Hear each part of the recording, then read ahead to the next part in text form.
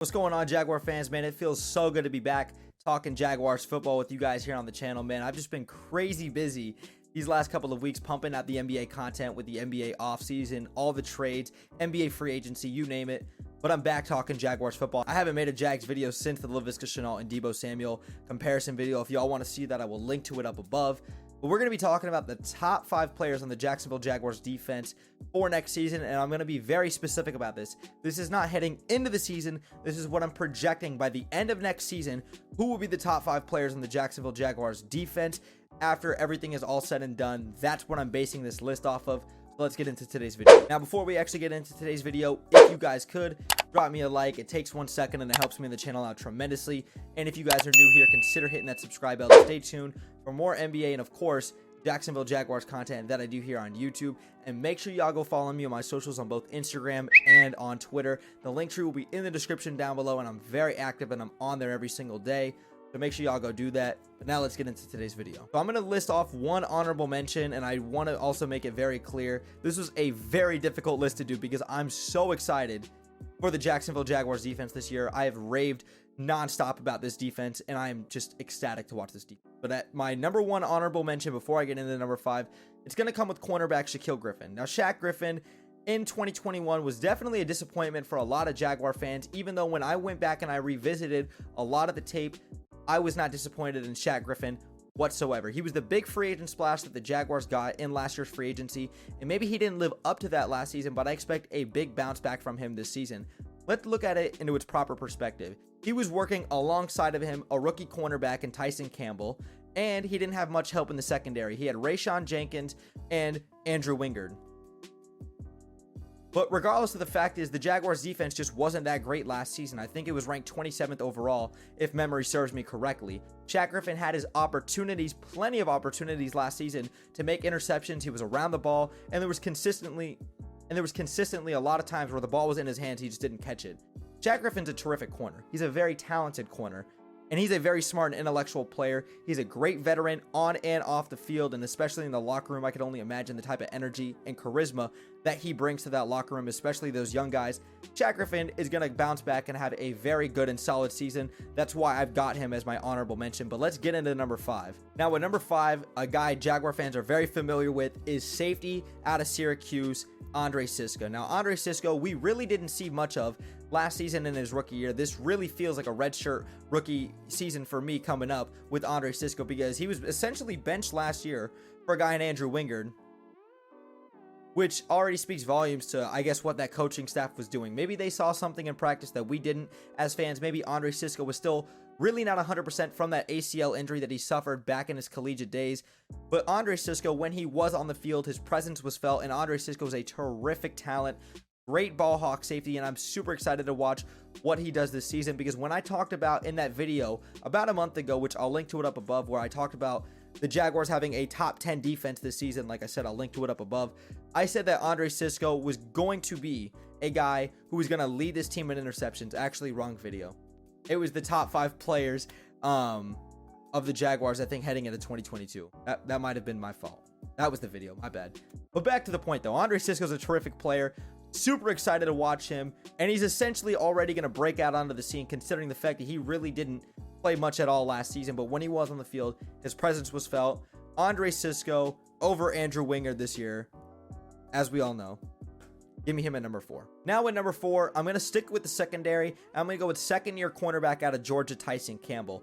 Now, Tyson Campbell is, I think, a guy who a lot of Jaguar fans are super high on. He should be the cornerback 1 of the team for the franchise moving forward, and Tyson Campbell showed so many flashes in his rookie season. Now, in his rookie campaign, the first 8 to 10 weeks of the season, he really got off to a slow start. I mean, there was just consistently times where he looked a little bit lethargic out there. He looked lost on the defense, and he was just consistently getting burnt in coverage more often than not. But the lighter half of his rookie season, he really stepped up his game. He was playing with a lot more versatility, a lot more confidence, and just a lot more physicality to his game. He ended up finishing his regular season and his rookie season with 2 interceptions as well too. And Tyson Campbell's a guy who I expect to take a tremendous leap this offseason, especially with a lot more help in the secondary. Tyson Campbell, I've got you at number 4. Now at number 3, I might be a little bit ahead of myself. I absolutely could be, and this may come as a surprise to a lot of you guys, but I'm so uber confident in this young man. Give me linebacker and rookie out of Utah, Devin Lloyd. Now, Devin Lloyd is a guy I think every single Jacksonville Jaguars fan was super excited that he fell in our lap at number 27 overall when Trent Baalke made that trade up for number 33. There was no way in hell I went into the draft with the mindset that Devin Lloyd was going to fall in this draft. He was easily the best linebacker in the class when I was going over all of the linebackers, and that was the one position group that we were devoid of heading into the draft. The Jaguars barely addressed it in free agency after letting go of Damian Wilson and Miles Jack. We obviously signed poised to Luakon, but Devin Lloyd was right there for the taking. When I was looking at guys like Nakobe Dean and Devin Lloyd and Troy Anderson and Chad Muma and Nick Bonito, and the list goes on with these guys in the draft, Devin Lloyd was clearly the best linebacker in this draft. He's got the versatility. He's got the mindset. He seems like such a great kid, and this guy is going to be the next Bobby Wagner. He's the next Bobby Wagner 2.0. Maybe he's the next Devin Lloyd, like everyone wants to critique me. Whatever y'all want to say, man, Devin Lloyd is the real deal. I'm super excited about this kid, man, and I think he's going to do some terrific things. He's going to win Defensive Rookie of the Year. Let me put it on tape, on film. I've got receipts. Devin Lloyd is going to win Defensive Rookie of the Year, man. Give me him at number 3. Now at number 2, I'm going to take poised to Luakon. I'm going to stick with the linebacker group. Coming over from the Atlanta Falcons, he led the NFL last season with 192 tackles, and he's going to be the biggest plug-and-play defensive piece that we got in free agency off bat. You know, the linebacker position was, like I said, devoid of talent heading into free agency, heading into the draft, and we definitely shored up that linebacker position, and poised is going to be a great veteran for this group. He's not going to have the same level of production like he did in Atlanta last season with 192 tackles. I expect that production to dip just strictly off the fact that there's a lot more talent on the Jaguars defense than there was in Atlanta, which was a horrendous defense to say nonetheless. But poised to Luakon is going to be a great plug and play linebacker for the Jaguars in day one and be a great veteran.